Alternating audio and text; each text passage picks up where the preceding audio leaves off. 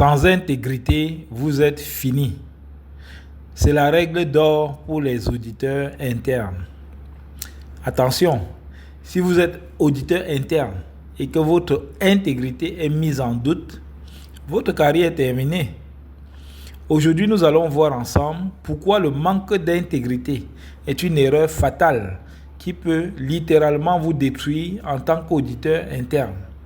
Et surtout, comment éviter ce piège.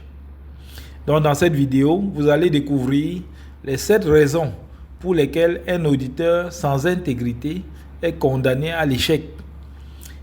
Les bonnes pratiques pour garantir son intégrité au quotidien et pourquoi tout devrait commencer par une bonne formation.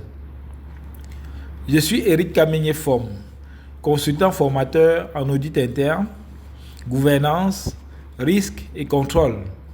Sur cette chaîne, Monsieur Certification, nous parlons essentiellement des problématiques liées à ces domaines, surtout en utilisant des anecdotes pour comprendre les référentiels et les bonnes pratiques. Alors, si c'est des sujets qui vous intéressent, abonnez-vous immédiatement et activez la cloche pour ne rien manquer. C'est parti. Quelles sont les 7 raisons pour lesquelles le manque d'intégrité est fatal pour un auditeur interne? La première raison, c'est que vous perdez toute crédibilité et devenez inutile à l'entreprise.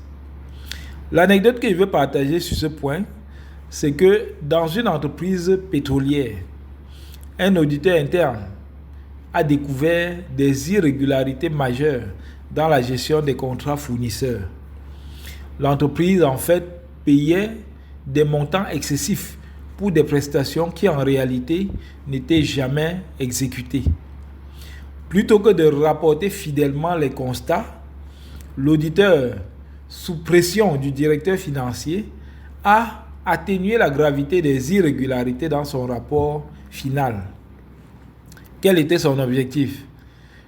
Éviter des tensions et conserver de bonnes relations avec la direction.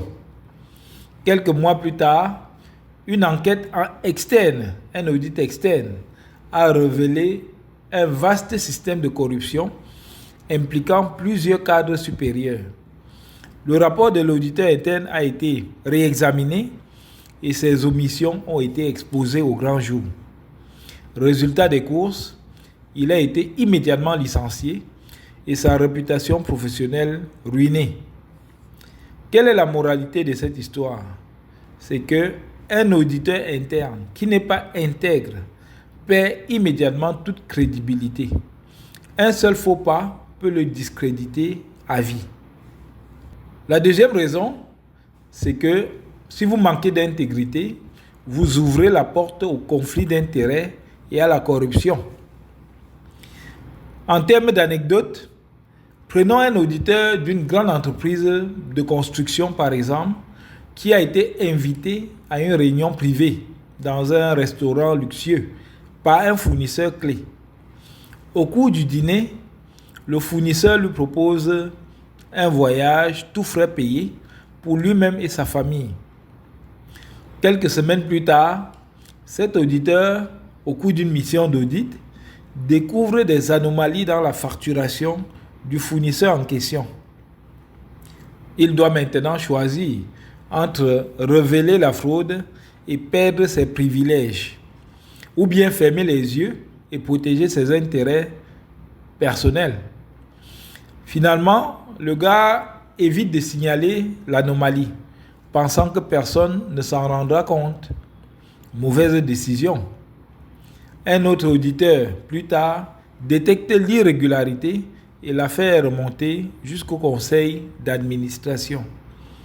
Lorsqu'ils comprennent finalement qu'il s'agit d'un conflit d'intérêts avec le fournisseur, l'auditeur en question est immédiatement renvoyé pour corruption passive. Quelle est la moralité de cette histoire? Ne jamais accepter de cadeaux ou de faveurs des parties auditées. Même un petit geste peut compromettre votre objectivité et nuire à votre carrière. La troisième raison, en cas de manque d'intégrité, c'est que vous risquez des sanctions disciplinaires et même pénales. En guise d'anecdote, prenons un auditeur interne dans une banque qui a découvert que certains crédits étaient accordés sans respecter les procédures internes.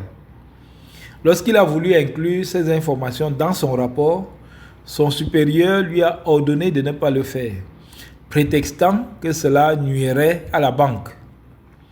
Donc, face à cette pression, l'auditeur a donc modifié son rapport, omettant volontairement les irrégularités. Quelques mois plus tard, il y a eu une inspection réglementaire qui a révélé l'affaire. L'auditeur a été tenu pour responsable de ne pas avoir signalé la non-conformité et a été poursuivi pour complicité de fraude bancaire. Il a été licencié et son certificat professionnel a été révoqué pour l'empêcher, bien entendu, d'exercer en tant qu'auditeur certifié. Quelle est la moralité?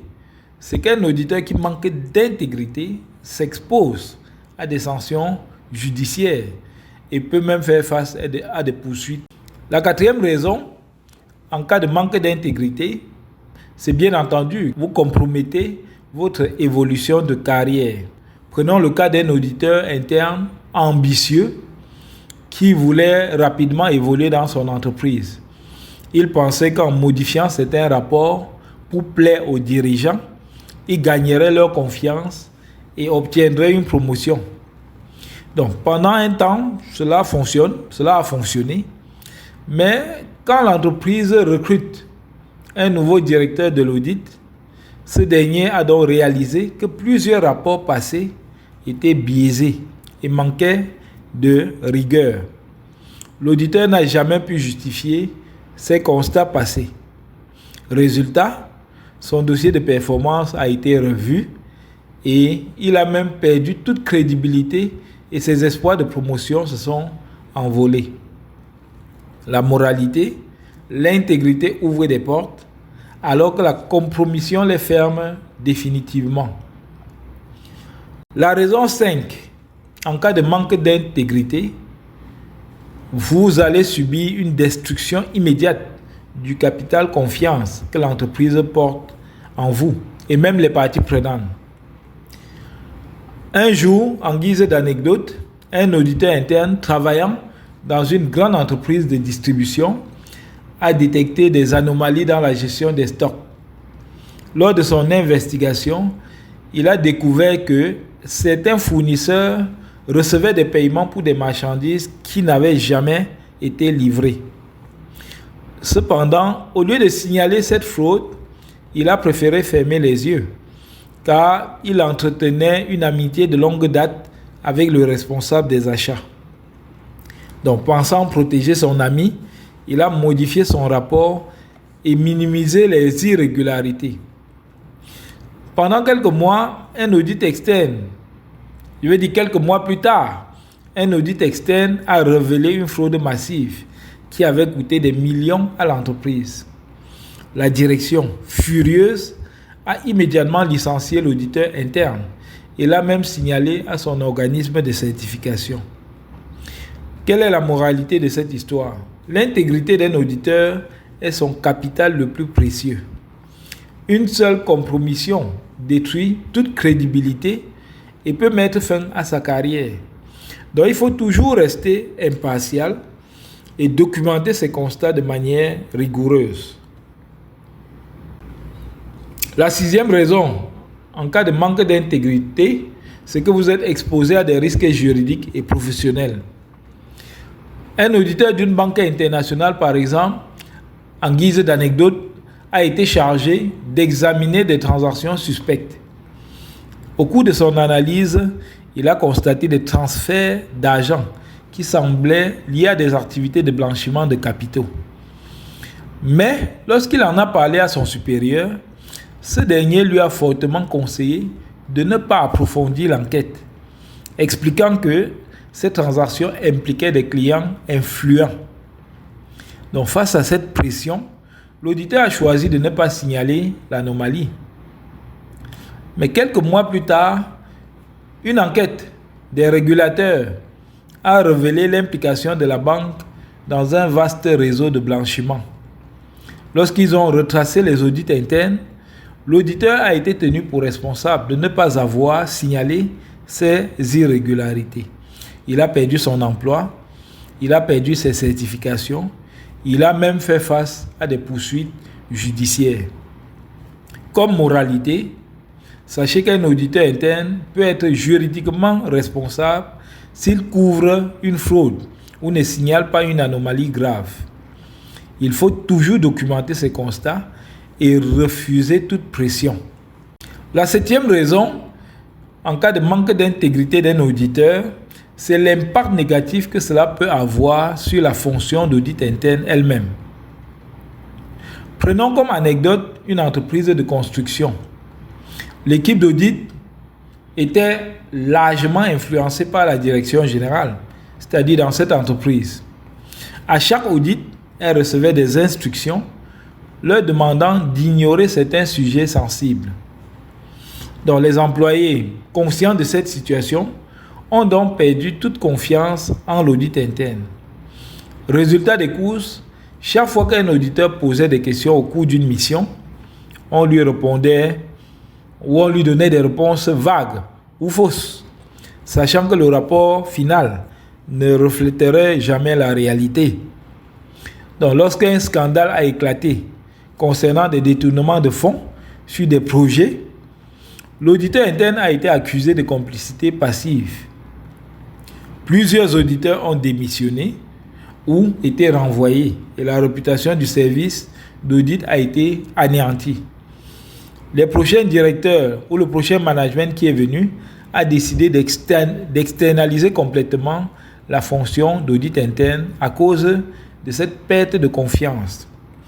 Moralité, l'audit interne doit être un garant de transparence, pas un outil de manipulation du management.